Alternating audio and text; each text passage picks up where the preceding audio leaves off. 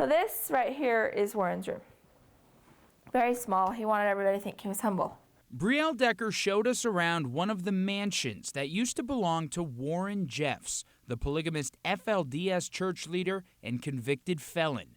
Decker also used to be married to Jeffs. I was the 65th wife of Warren Jeffs. 65 out of 79. Decker, born Lynette Warner, spent time at the house while married to the child sex offender. This was the prayer circle when we were here. We'd all hold hands. She says her time in the house was mostly positive, but the rest of her time in the FLDS church and her attempts to escape it left her traumatized. Warner's story started in Sandy, Utah, and carried over to the twin towns of Colorado City, Arizona, and Hildale, Utah, an FLDS stronghold. She says she got attention from Jeffs at a young age. I was just a little girl, but he acted weird, so people from ever since I can remember told me, you're going to marry Warren Jeffs. I'd had nightmares and things. Like, I would wake up thinking, oh my goodness, what if it was true? It was true. When she turned 18, her father turned her in to be married. Then Jeffs called. I turned around and he had this look on his face like he was like, I just remember his look like he just kind of looked at me. He's like, we got to go on a drive. There was no ring, no white dress. Jeffs had already been on the run from the law. A kiss made it official after a small ceremony. And he sent my father out, and he started to talk to me. He sat me down, and we just talked. And I resisted him everything because I didn't even know anything. Like, I didn't have any sex education. He's a pedophile, and I wasn't young.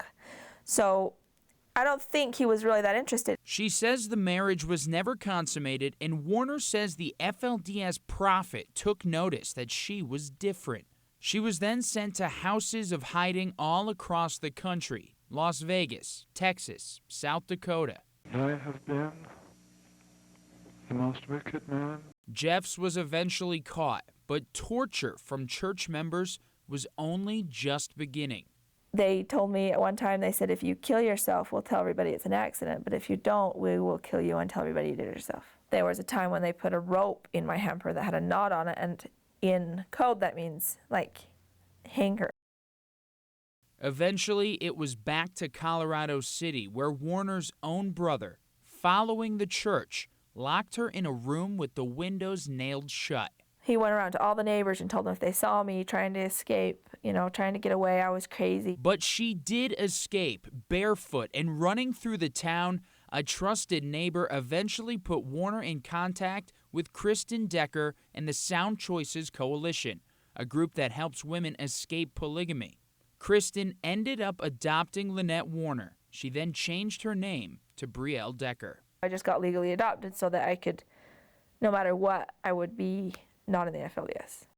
So this room right here is the one he told me to stay in. Today, Decker is back in Colorado City, back in one of the houses she and the other wives stayed at. She says she wants to be there for others who flee the church. So my dream was to have a transitional living. Like I'm 65, the other 78 ladies could have somewhere right immediately when they get out. Do you hope they all get out? I do. I know that the route that they're going, the psychological abuse, the physical that I believe is coming more and more is sad. It's like, that's heart-wrenching. Matt Galka, Fox 10 News.